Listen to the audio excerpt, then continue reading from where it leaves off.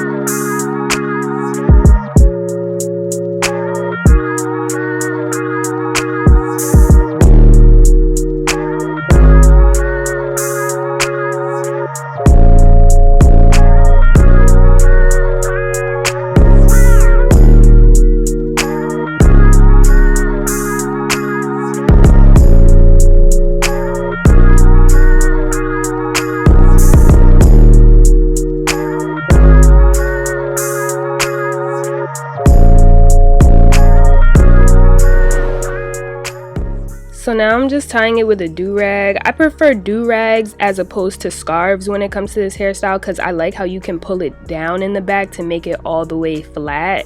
And then also I've noticed that I like to mold my hair down once I put the do-rag on because I feel like that also helps keep it flat and not lifting up under the do-rag.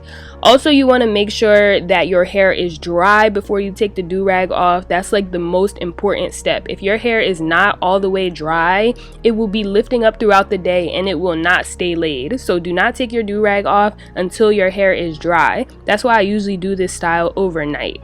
So this is the final result. If you guys have any questions, just comment below and I'll see you guys in my next video. Bye!